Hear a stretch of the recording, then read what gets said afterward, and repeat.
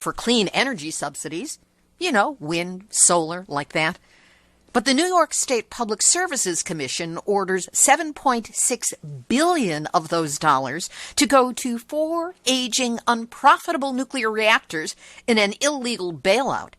You have to wonder how such a thing could happen. And then, among other things, you learn all the reactor owners had to do was say, we're going to shut down because we're not making any money. And they said, oh, good, we'll give you the subsidy. They didn't ever actually look at their books.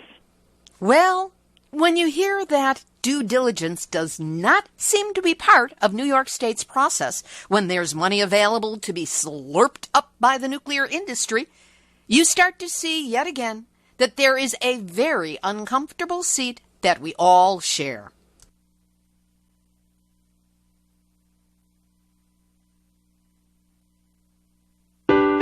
Nuclear hot seat, what are those people thinking? Nuclear hot seat, what have those boys been drinking? Nuclear hot seat, the corium is sinking.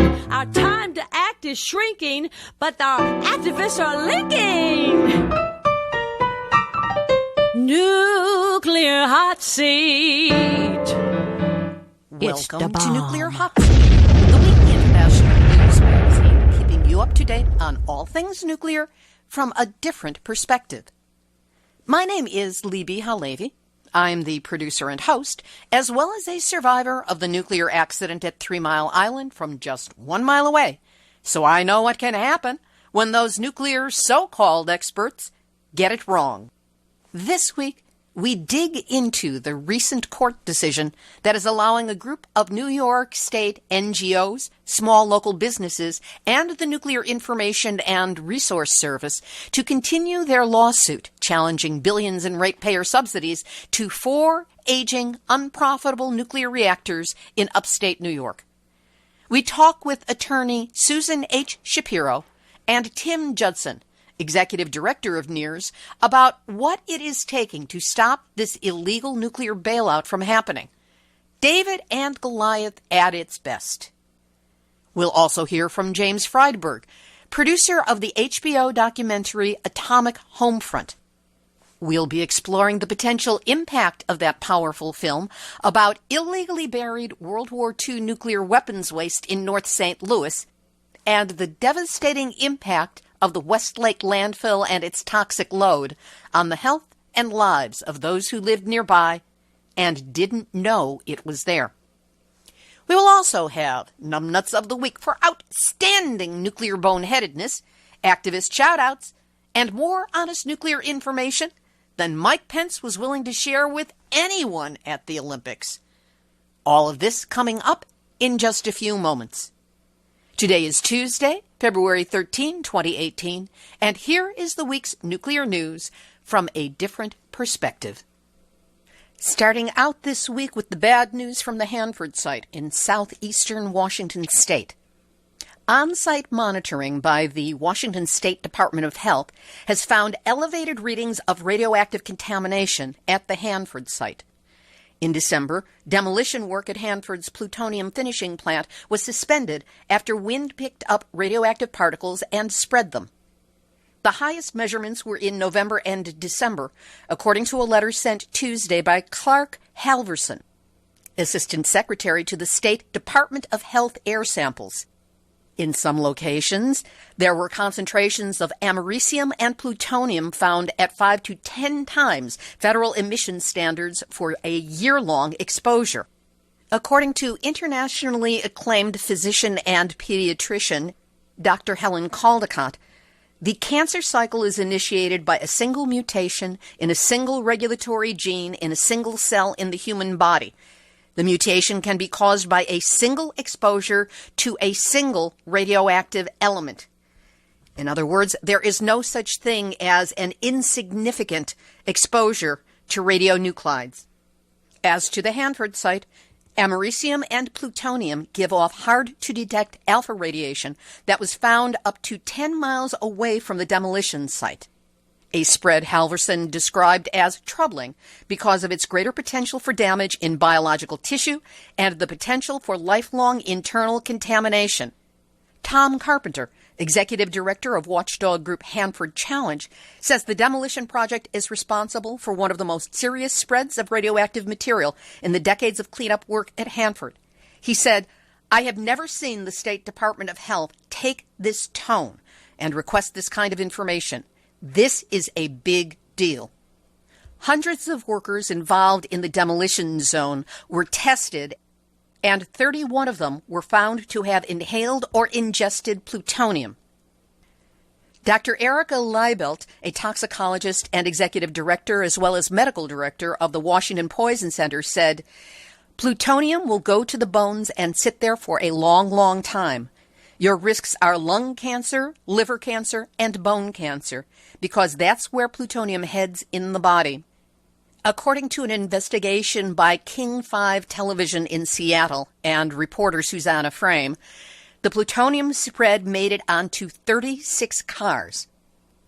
7 of them were personal vehicles driven off the site by unsuspecting employees. The vehicles, with contamination on them, were driven into town and to their homes. One of those cars belonged to a worker who was contaminated internally 6 months earlier, and he spoke on condition of anonymity to say, "We got in our cars and went home to our families. We hugged our wives, our children, our grandchildren, and did our daily routines. So we don't know what we took anywhere." And that leads us to Nuclear hot seat, nuclear hot seat, nuclear hot seat, numbnuts of the week. At the very moment that the contamination problems at the Hanford site are being known in a way that cannot be ignored, the Trump administration is proposing a $230 million cut in cleanup spending. The National Nuclear Security Agency, the Department of Energy's semi-autonomous nuclear weapons agency, is receiving a $2.2 billion overall boost to $15.1 billion. But no such luck for Hanford. Their Office of River Protection stands to lose $61 million, and the Department of Energy's Richland Operation Office will lose $169 million.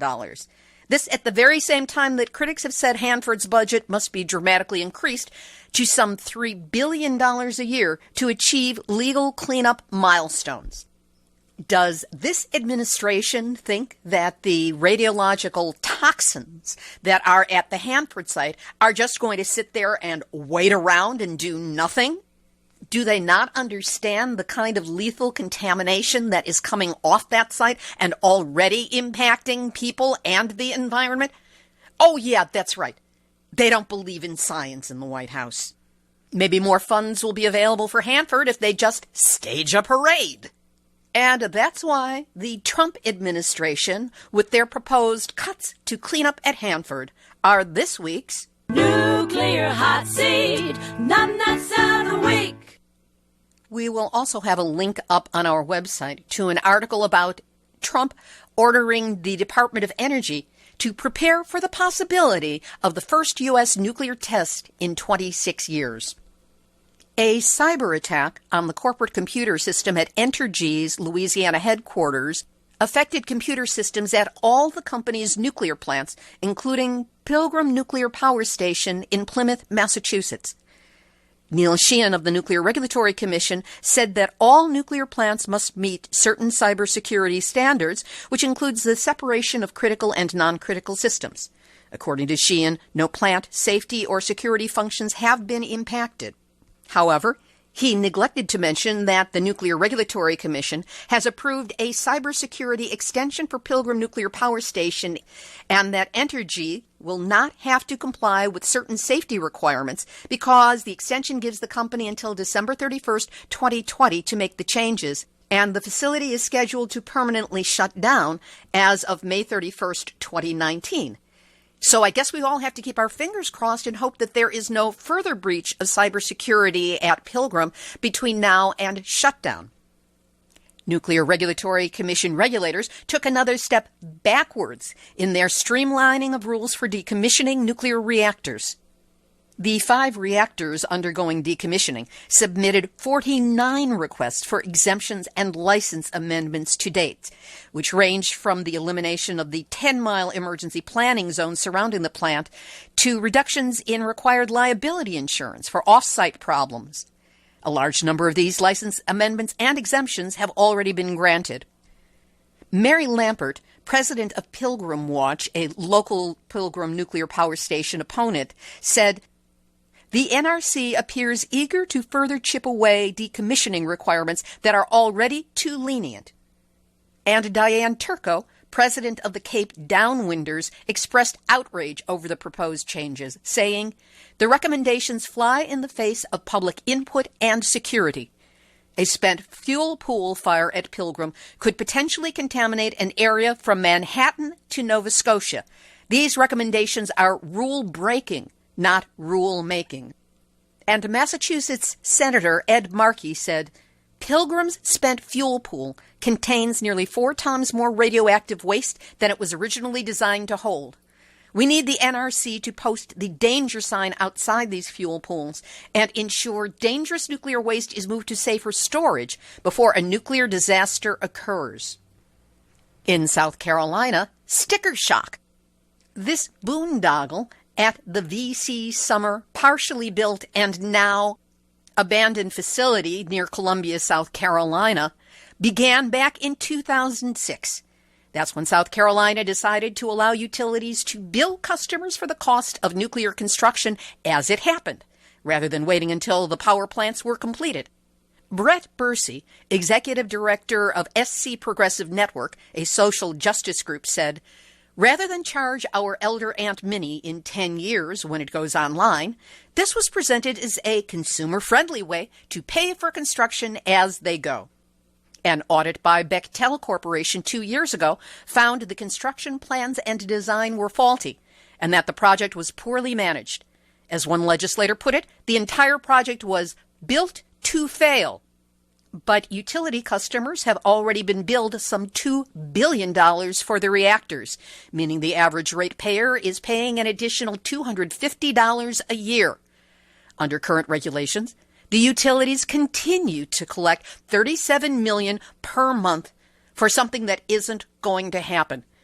Don't we wish we could all be on the dole like that? Some legislators have argued that consumers shouldn't be on the hook for the billions already charged. Ya think? But it may not be legally possible to recover the money.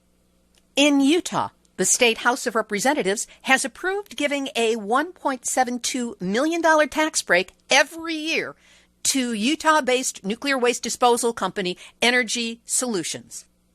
In a revelation that some would say is no coincidence, the Salt Lake Tribune reports that the Salt Lake City-based Energy Solutions was the largest single donor to lawmakers last year, giving $67,700 to 43 lawmakers. That's a pretty low price per lawmaker, but I guess when you look at it clearly, it's 1 + 1 = 2. Over to Japan, where recent stories of an enormous radiation spike coming out of Fukushima Daiichi have been highly exaggerated. New higher radiation levels have been measured, but that is because a robot was able to get close inside the reactor vessel of Unit 2. Proximity created the higher readings, not some new leak or spike.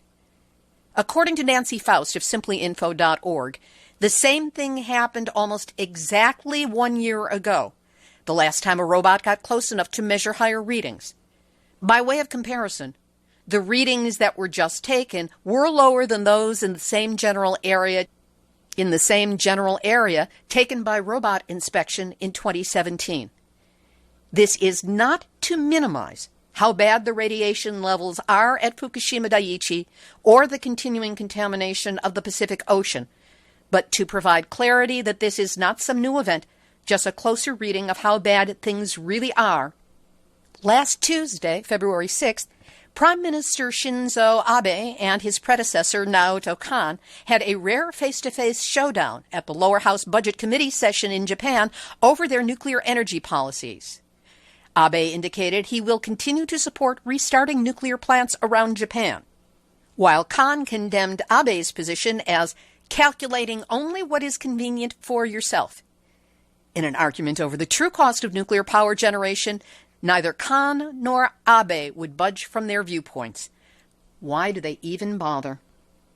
In French Polynesia, that country's president announced via Twitter that he had decided to hire a Japanese geneticist to carry out a scientific study on the consequences of nuclear testing. He explained via social media, nuclear tests and thyroid cancer. Rather than choosing between unfounded proposals and the legitimate concerns of Polynesians, I have made the choice to entrust the study to Dr. Katsumi Furitsu, a well-known Japanese geneticist. The announcement comes 2 weeks after several articles were published in French media about the work of Dr. Christian Sour on child descendants of the nuclear test victims. And in Russia, a radiation hazard warning was sent out this morning, February 13, 2018. The pre-recorded warning, which aired at about 9 a.m., alerted residents to what it said were high levels of radiation in the atmosphere in the region 250 kilometers northeast of Moscow. It advised people to protect themselves, tightly close their homes or offices, and stay inside and secure food and water from possible contamination by radiation. Speculation had the source coming from nuclear reactor facilities, an accident in transport of nuclear waste, including spent fuel, nuclear weapons, or other nuclear materials. But the Emergency Situations Ministry later said that a technical glitch caused the false warning to be broadcast. What's going on? False alerts in Hawaii, Japan, at the Shearson-Harris nuclear reactor in North Carolina, and now Russia? Copycats, zeitgeist, or research? We'll never know.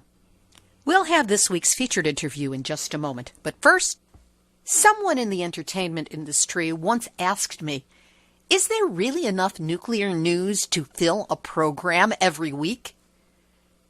It was hard to not laugh out loud. I mean, nuclear bombs, radioactive nuclear waste, leaking reactors, bank-breaking cleanups, ongoing radiation contamination. When it comes to nuclear, there seems to be no end to the stories, the insanity, the numbnutsery of it all. And let's face it, most mainstream media pays only fleeting attention when a story bobs to the top of the news cycle, like it just did in North St. Louis, or when we get hit with so much ramp-up in plans for nuclear war that you can't look away. But that coverage often proves to be hit or miss, or hit and run when the news cycle shifts and they move on. That's why you and so many others turn here to Nuclear Hotseat for your nuclear news. Everything reported here is researched, verifiably sourced, and footnoted, even if it is delivered with more than a little attitude. But as the stories come flying at us thick and fast, it's important to keep up with nuclear developments with an understanding of continuity and context.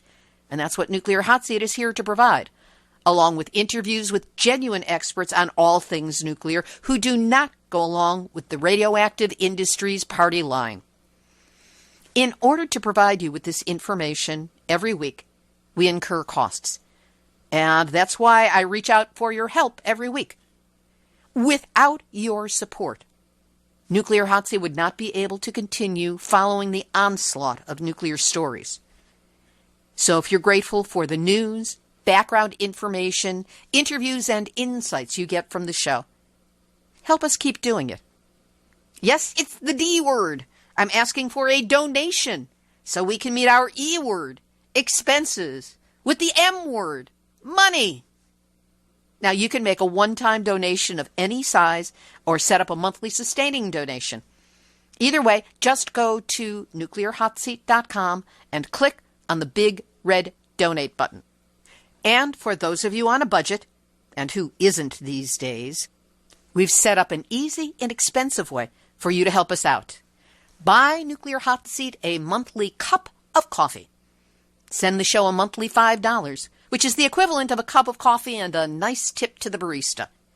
Trust me, it'll be going into the show's many online expenses, not to any overpriced coffee. You can make that coffee donation easily by checking on the big green donate button at nuclearhotseat.com. Please Do what you can to support us so that Nuclear Hot Seat can keep supporting you in getting information that shows what's really going on in the nuclear world. Know that whatever you can do to help, I'm deeply grateful that you're listening and that you care. Here's this week's featured interview. One of the great nuclear industry con jobs has been to pass nuclear reactors off as some kind of cure for global warming, touting it as a zero-carbon emissions energy source while completely ignoring the lethal amounts of radiation created and released by this deadly technology. But the nuclear industry's well-funded propaganda juggernaut has successfully gaslighted a lot of people who really should know better into believing a load of hooey, with the result that 2 states, New York and Illinois, have already begun paying millions of dollars earmarked to support genuinely sustainable low-carbon energy and giving it instead to nuclear corporations to bail out and underwrite their aging, unprofitable nuclear reactors. Of course, citizens groups and NGOs have been fighting back, and you're about to hear from the inside of one of those battles exactly what it looks like. A few weeks ago, the New York State Supreme Court in Albany County rejected the nuclear industry's efforts to dismiss a lawsuit challenging the billions of dollars in ratepayer subsidies that were being paid to nuclear reactor operators. 2 of the leads in the groups fighting back are my guests this week. Susan H. Shapiro is a New York State attorney whose practice focuses on environmental protection and land use in the Hudson Valley. Since 9/11, she has been co-counsel on the groundbreaking litigation against Indian Point's violation of the Clean Water Act for thermal and radiation pollution of the Hudson River, against the NRC for reducing fire safety standards at Indian Point. She helped lay the groundwork opposing relicensing of aging nuclear reactors by filing 50 contentions against relicensing. She participated in the Presidential Blue Ribbon Commission on Nuclear Waste and has represented whistleblowers and much more. Tim Judson has been Executive Director of Nuclear Information and Resource Service, or NIRS, since the start of 2014. Previously, he had been chair of the board of Citizens Awareness Network, a leader in the successful campaign to close the Vermont Yankee reactor, and co-founder of Alliance for a Green Economy in New York. I spoke with Susan and Tim on Friday, February 9, 2018. Susan H. Shapiro and Tim Judson, thank you so much for joining us this week on Nuclear Hot Seat. Thanks for having us, Libby. Yes, thank you. Let's start out with a sense of the situation in New York State. What is the New York Clean Energy Standard, and what was it and is it intended to accomplish?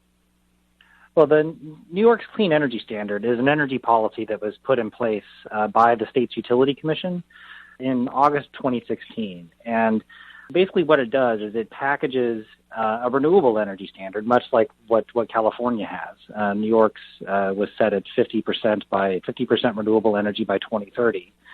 But it packaged the renewable energy program with this massive nuclear subsidy program to prop up 4 of the financially failing nuclear reactors in New York State. It's this combination of support for renewable energy with this really huge dirty energy bailout with the nuclear power plants that was so controversial and remains controversial.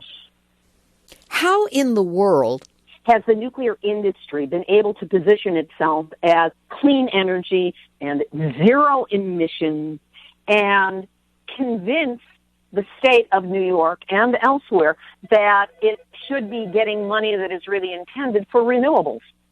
That's the question that we're asking in this case. We believe that the nuclear energy corporations proposed to the state the idea that they were zero emissions source of energy and that they contribute to clean energy. New York State specifically, in their state energy policy, is that the name, Tim? The SEP is State Energy Policy? The State Energy Plan. The State Energy Plan specifically does not mention nuclear as clean energy. But the Public Service Commission on their own agreed with the nuclear operators and said, oh, well, you said you're zero emissions, so we're going to, based on this claim of you being zero emissions, we're going to give you these subsidies, because they never considered using the same money that they're putting towards nuclear for actually true renewables. And they created this tier, this third tier, it's called Tier 3 of the Clean Energy Standard, and that's what we're challenging. What we really have seen with the adoption of these energy programs that declare nuclear a clean source of energy is the result of, it's been more than a 20-year public relations campaign by the nuclear industry to rebrand nuclear power as clean energy. One of the first iterations of this was actually an ad campaign that the Nuclear Energy Institute ran starting in the late 90s, where they were declaring nuclear clean air energy, trying to brand nuclear as clean air energy. And we actually won a claim through the Better Business Bureau that this was false, and NEI had to retract this ad campaign on that basis. But they've continued to push this message that nuclear is clean power, and they really, I think, saw the trend towards renewables and concerns about climate really driving energy policy. So they began to try to latch nuclear onto the climate train through public relations techniques. And so I think what we're seeing is the effect of this corporate PR that has really tried to wend its way into policymaking. And that's really culminated in New York's Clean Energy Standard with this nuclear bailout. How much money are we talking about here, and where is it supposed to come from? We calculated it. They did not actually have a calculation in the order, but we actually calculated the amount based on their proposal, and it's roughly $7.6 billion over a 12-year period. And the money is supposed to come from surcharges on every ratepayer in the state of New York's electric bills. And it was supposed to be put on as a surcharge, as a separate line item. It doesn't seem to be that they've actually done it that way. And Tim, how much have they paid out so far? There's no public reporting on it yet, but what the number that the Public Service Commission gave in the order where they approved the subsidy was that the projected cost over the first 2 years was going to be over $480 million a year. So effectively, New Yorkers are paying about $40 million in the surcharge on their bills every month. So we expect that, since the program started on April 1 of last year, the subsidies started to flow. We expect that the ratepayers in New York have paid over $400 million already in subsidies to these nuclear reactors. That's outrageous. That is flat out outrageous. So what has been done to fight back or push back against these actions that have allowed the nuclear industry and these 4 reactors to gain subsidy money intended for genuinely clean, sustainable energy sources? There has been a public campaign called Stop the Cuomo Nuclear Tax, which I'm not directly associated with. I don't know if Tim is. But we started this litigation once the order came out, challenging this portion of the order, the Tier 3, the nuclear subsidization. And we have succeeded in overcoming the nuclear industries and the state's motion to dismiss. And so that's the stage we are at this point. That means that the issues will be heard by the court on their merits, and we will not be thrown out just because of a claim of not having standing or not having stated a cause of action. So we've overcome that at this point, and now we're preparing for the next stage of this battle. How big a deal is this particular decision by the court? We think it's very big because other states have had similar programs and have been dismissed on a motion to dismiss, and they're now appealing those motions to dismiss. So we're going to be the first of these kind of cases that are going to actually go to a trial on the merits, on the facts of the case and on the law. The other thing that New York State did, and which we challenged, is procedurally they handled this very poorly. They rushed this through because Exelon said, we have to either get this money, know that we're getting this money, or we're not going to be able to refuel in time. And so they pushed this thing through in an extraordinarily short time, and by doing that, they violated the State Administrative Procedures Act in a variety of ways, and we're challenging that, the procedural aspects of it. So you're contending in the lawsuit that these nuclear subsidies aren't just bad policy, they're actually illegal. Yes. Yes. They were illegally enacted. They did not follow the State Administrative Procedures Act, and that's not a discretionary agency decision. All agencies have to follow the State Administrative Procedures Act, and it has to do with publication in the state registry, it has to do with notice, it has to do with enough time for the public to comment, and a waiting period before a bill or a legislation, or this isn't legislation, an order is enacted. And they didn't do any of that. And the other thing is that they have to use plain language and factual language in their order. And one of the contentions we have is that calling nuclear zero emissions is factually untrue. Building on what Susan said, the level of public opposition to this bailout has been enormous, ranging from tens of thousands of people across the state signing petitions and calling their legislators in the governor's office to protest them, all the way up the chain of the political ladder to the state legislature, where multiple bills were introduced in the last legislative session to repeal, or suspend the subsidies until there could have been a public review. All of those measures really fell flat because the governor got the Public Service Commission in New York to do this by regulatory fiat. And so our lawsuit is actually the last stand for democracy on this issue, because what we're saying is that the reason that all this public protest happened after the PSC made its decision is because the PSC railroaded this decision through before the public could even know about it. And once the public did know about it, there's been widespread protest, widespread opposition to this thing from one corner of the state to another. So our lawsuit is actually going to put this thing back where it belongs, into the regulatory process for an actual public input process. And we believe that this thing can't stand up to the light of day. And with all the opposition that there's been to it since it was passed, that they're going to have a really hard time justifying doing this thing over again. To clarify that a little bit, what happened was the Public Service Commission had put out a proposal earlier in 2016, and they had done many public conferences, which we acknowledge. However, what they did at the last minute in July, less than 3 weeks before they actually issued the order, is they quickly changed very substantial sections of the order, and they changed the calculation by which subsidization for nuclear was going to happen. So it was many folds increased. The study that the State Department of Public Service put out was somewhere between $60 million and $600 million. It was going to be the total cost over the 12 years or 13 years of the program. We thought that was also a really low-balled estimate based on some really uncredible estimations of what energy prices were going to be over the next 13 years, that sort of thing. We thought it was going to be closer to $3 to $5 billion. But then when they came out with the final proposal, sort of out of thin air, it drastically increased the cost of the whole program. And they never produced any publicly available studies or analyses to justify what they had done. All the reactor owners had to do was say, we're going to shut down because we're not making any money. And they said, oh, good, we'll give you the subsidy. They didn't ever actually look at their books, which is a requirement under the law for this large subsidization. How could such a shoddy process be allowed to move forward, especially with so much money and so much danger from these reactors on the line? It's Exelon and Entergy. I don't know the answer to that.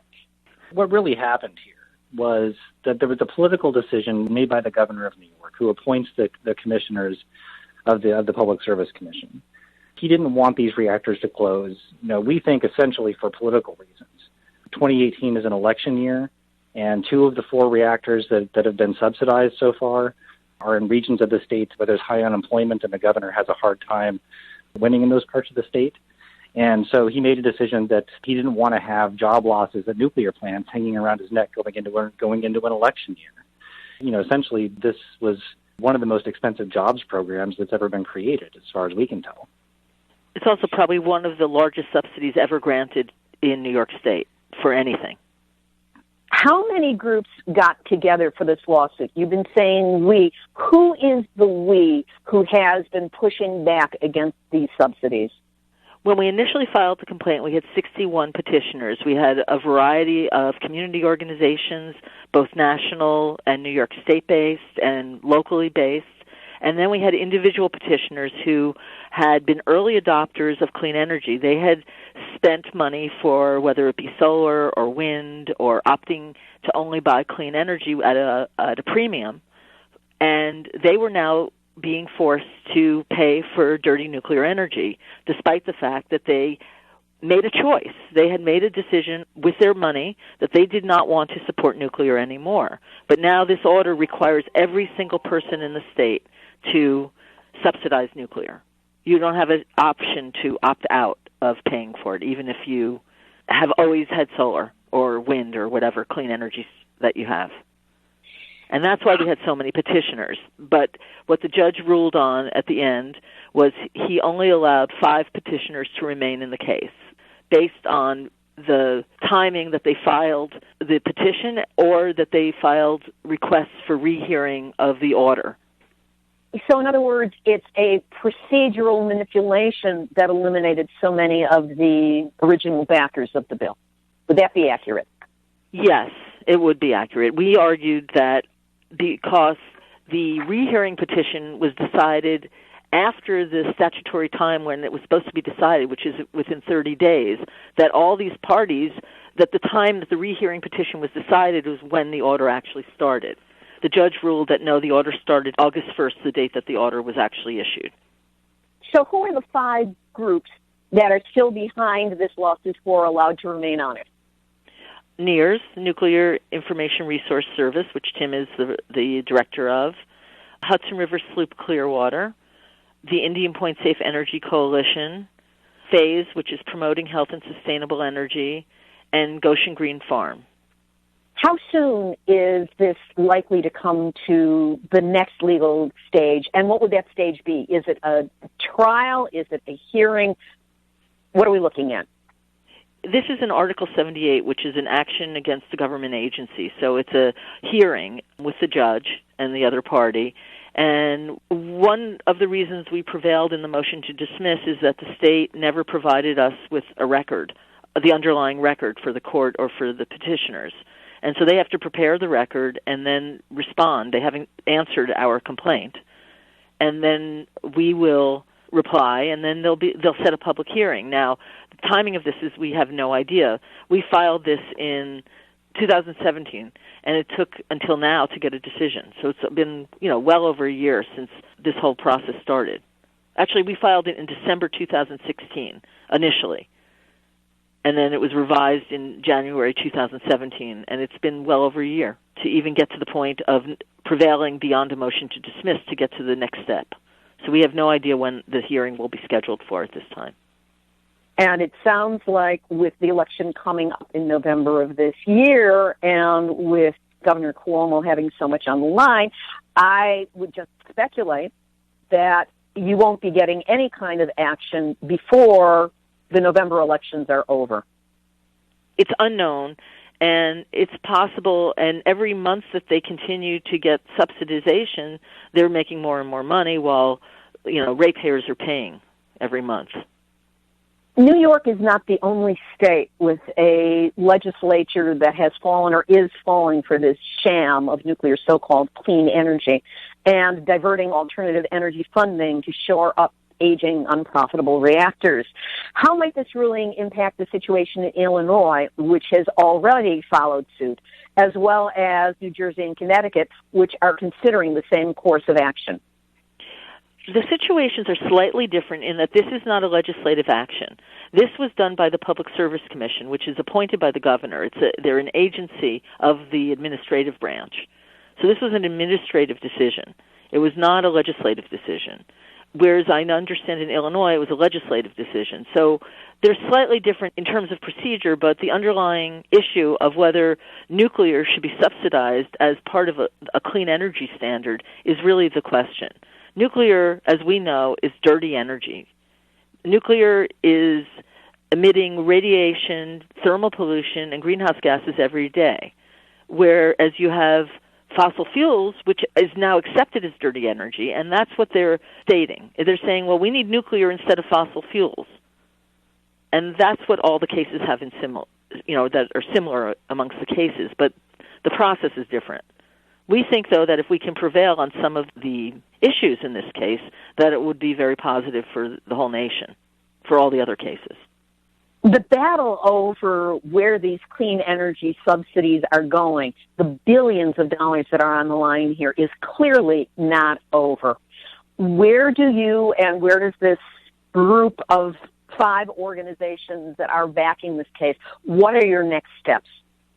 Well, right now we're in the middle of the litigation, so our next steps are, preparing our replies once they file an answer.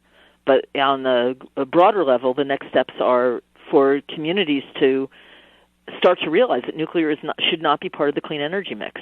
It has no place to be there. We need a public campaign. The way that the anti-fossil fuel groups have really been very successful in getting people to understand how fossil fuels impact climate change. We have to have a campaign that really gets people to understand that nuclear is not an option versus fossil fuels, that we don't need either form of that kind of dirty energy, and that to spend our money or to waste our money on supporting financially unsustainable nuclear plants isn't going to get us to a clean energy future. We need to spend the money right now to build a clean energy future. What can the listeners of Nuclear Hot Seat do to support this case or support the moving forward? And I agree, we need our own PR campaign, and we need it in a big way. If nothing else, to get speakers out and to get materials printed and communicate what needs to be communicated. What can we do to help you do that? One of the things that people could do, if they're interested, is to help us raise the money for this lawsuit. So, if people are interested in helping us get this case over the finish line and help us mount the strongest legal case we can against these huge opponents with New York State and Exelon and Entergy, you can make contributions to NIRS or to Hudson River Clearwater if you just earmark it for the nuclear bailout case. Then that will help us put together the war chest we really need to take on these companies and Governor Cuomo. I think also there's going to be lots of other nuclear bailout and subsidy proposals that are going to be coming through both at the state level and at the federal level over the next several months. And so if you happen to be in one of those states, definitely contacting your legislators and telling them no to these bailouts is really, really important. There's also going to be more proposals like this huge bailout that the Trump administration tried to push through at the Federal Energy Regulatory Commission last fall that we defeated just a month ago.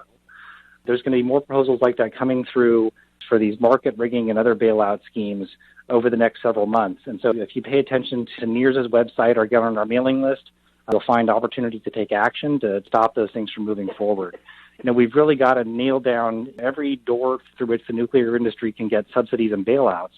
And if we do that, we can put ourselves really on the path towards a nuclear-free future.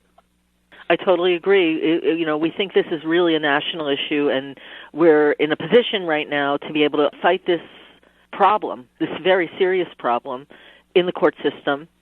If we can prevail, then other states will be able to use it as precedent. From your mouth to somebody's ears, may you prevail. This is really a David versus Goliath battle. We're just a group of citizens groups taking on state government and giant nuclear corporations like Exelon and Entergy. And the amazing part is that here, David basically won the first round, and now we have to keep going. And as I always like to remind people on this show, in David and Goliath battles, remember, David won. Susan H. Shapiro and Tim Judson, I want to thank you both for being my guests this week on Nuclear Hot Seat. Attorney Susan H. Shapiro and Tim Judson, Executive Director of Nuclear Information and Resource Service, or NIRS. You will find links to them and their work up on our website, nuclearhotseat.com, under this episode, number 347. Activist shout out! And yes, the activists have been shouting nonstop in North St. Louis as the documentary Atomic Homefront aired on HBO last night.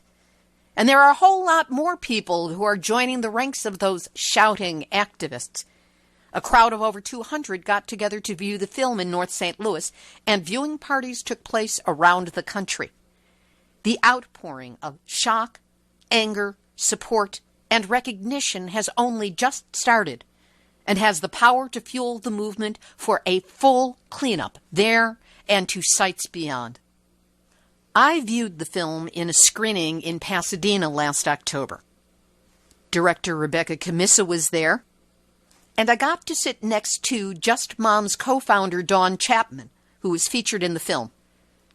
I reported on the film and its devastating impact on me on Nuclear Hotseat number 332 from October 31st, 2017. Halloween. How appropriate.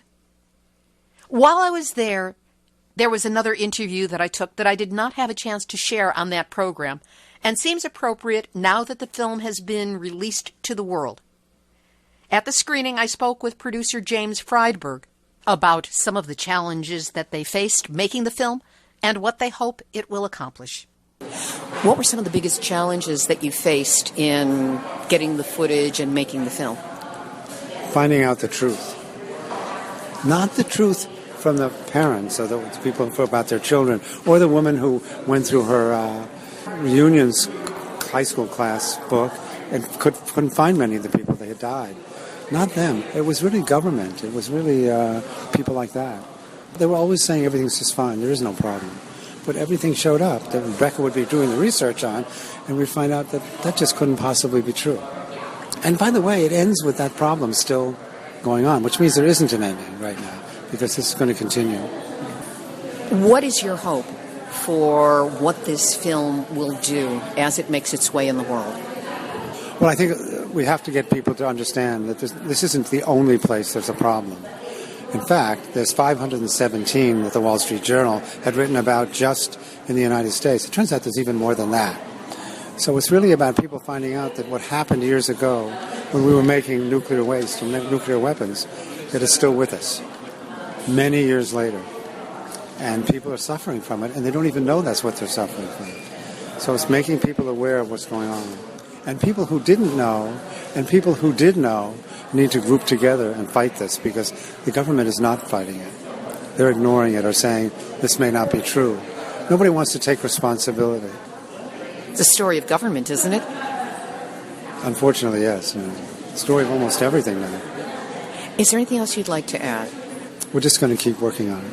We're just going to keep trying to find places that need our help and see if we can do something about it, and get the film out there so people will understand exactly what it is. One of the most amazing things happened here, in the few times we've now shown it. The reaction of the audience has been amazing. Like, how can I help? What can I do? This is awful. That kind of thing. Beginning to realize that the film's telling the truth. That's the most important thing. The film's we're not influencing the truth. We're just showing what's happening. We're not saying anything. We're just showing what's happening. And what's happening is the truth is not really out there. But you can see that in the film. The film is telling the story for itself. There's no book writing. There's no script writing. There's no narrator. It's just the stars are the people who are fighting to make this happen, to save their children, to save their families. So it's their story. All we're doing is filming it. And she's directing it in the process way that, just tell us your story. She's not telling them what to say or what to do at all. She's just filming their story, which is telling the story. So it feels very real because it is very real. Atomic Homefront producer James Friedberg. If you haven't yet seen Atomic Homefront, HBO is making it available from now until March 15 at no charge. You can get it by going to HBO's website, and yes, we will have a link to it up on our website, nuclearhotseat.com, under this episode, number 347. And after you've seen it, have we got an activist action for you? Once you know about the issues faced by the residents in North St. Louis, you can't look away. And what we need you, every last one of you, to do is to make a comment on this case to the EPA. We have 45 days total to let them know what we want done. Many people in North St. Louis are calling for these points: a full removal of the radioactive waste, relocation of that waste off-site, though where it will be sent is anyone's guess. I suggest Scott Pruitt's backyard and swimming pool or a Trump Tower.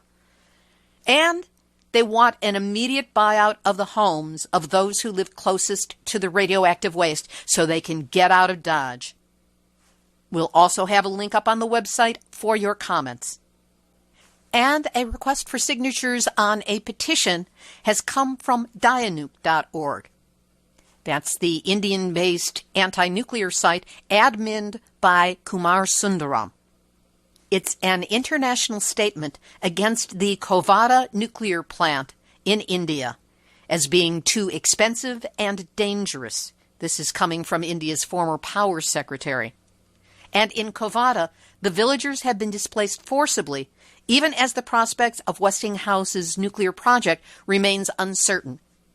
Westinghouse officials will be visiting India next week, and that's why we need a ton of signatures right now. Of course, the link will be up on the website, nuclearhotseat.com, episode 347. Here's today's final thought. Sometimes I come across something that so distills our nuclear moment in time that I want to share it with you whole. That's how I feel about this piece. It was written by Francis Boyle, professor of international law at the University of Illinois School of Law, and is a statement he read at an anti-war rally in Chicago. It was just published on the website globalresearch.ca, and it's entitled, The Illegality of Trump's Threats Against North Korea. 1.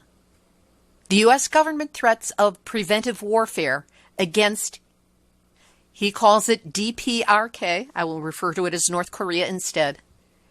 Preventive warfare against North Korea are illegal and criminal.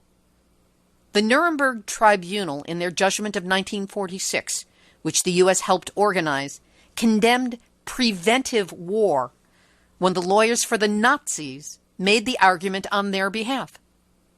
This is an illegal and criminal threat in violation of international law.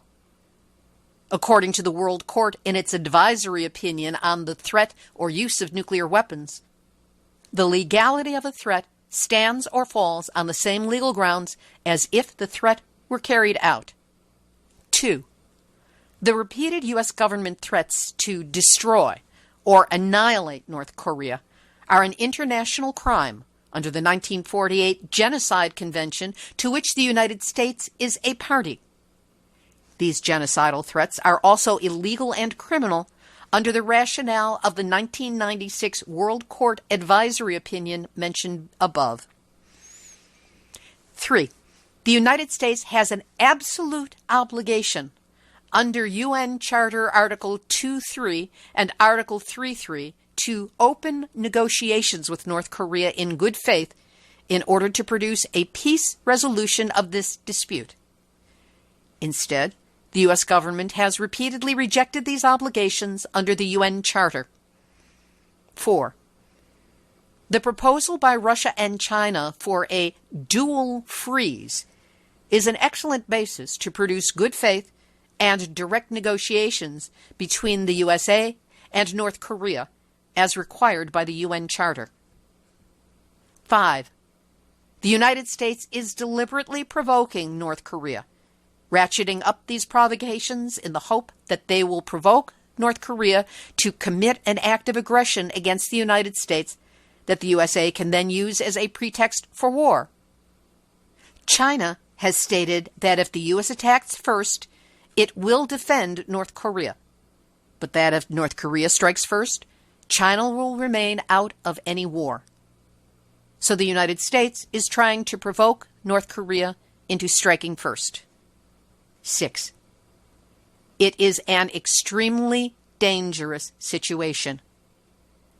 It is really up to the United States to take the first step down the ladder of escalation that it has constructed here.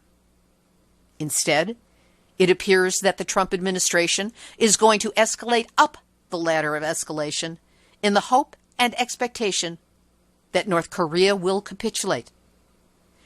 This is what international political scientists call a game of chicken with cosmic consequences. Who will blink first? Anything can go wrong. This has been Nuclear Hot Seat for Tuesday, February 13, 2018. Material for this week's show has been researched and compiled from Nuclear News and Sean McGee, deunrenard.wordpress.com, and Hervé Courtois, miningawareness.wordpress.com, and the nameless person behind it, I'll find you one of these days, dianuke.org, king5.com, and ace reporter Susanna Frame, statesmanjournal.com, dailycause.com, capecodtimes.com, and the brilliant writing of Christine Leger, kutv.com, portside.org, businessinsider.com, San Diego Tribune.com, Nancy Faust and simplyinfo.org, energytransition.org, thespec.com, defense1.com, globalresearch.ca, and a shout out to the Nuclear Hot Seat listeners and followers literally around the world, 123 countries and counting. Woohoo! You, yes you, are the ones who show your love for life on this planet by being the kick-ass defenders of nuclear truth and supporters of atomic awareness that you are. Thank you for gathering at the Facebook Nuclear Hot Seat blog page and podcast page. Thanks to all of you who joined into the promotion last week and signed up to like the site. The rest of you can still do it too if you haven't done it yet. So be sure to stop by, click like, follow us, post, and share.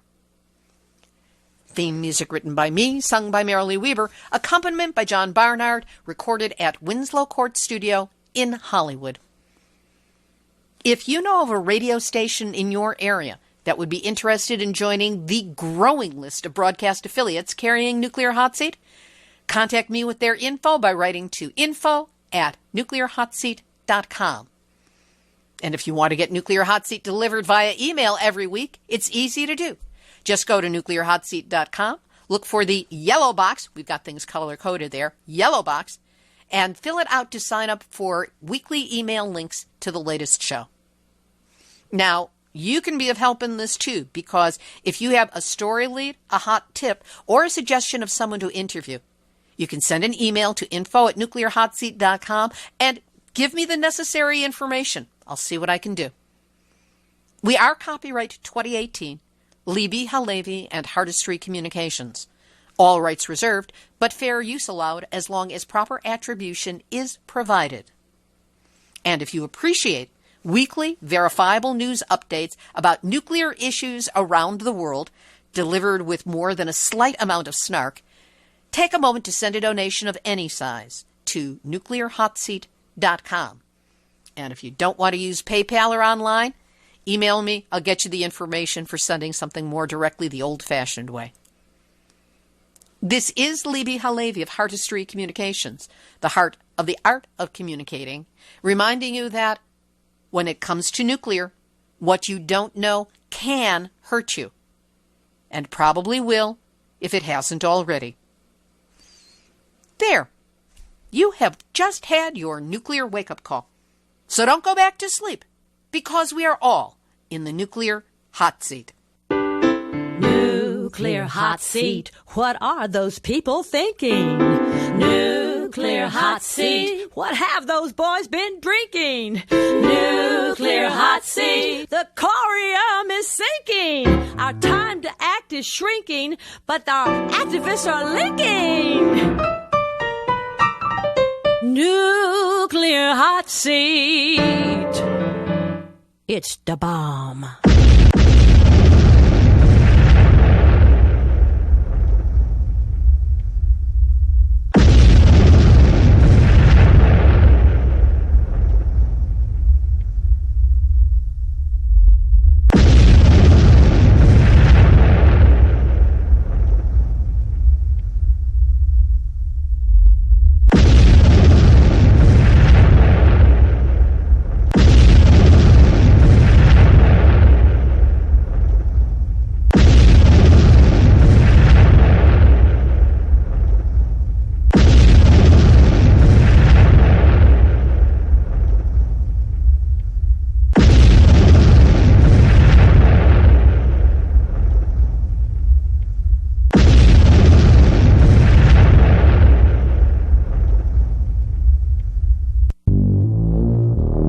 Question everything.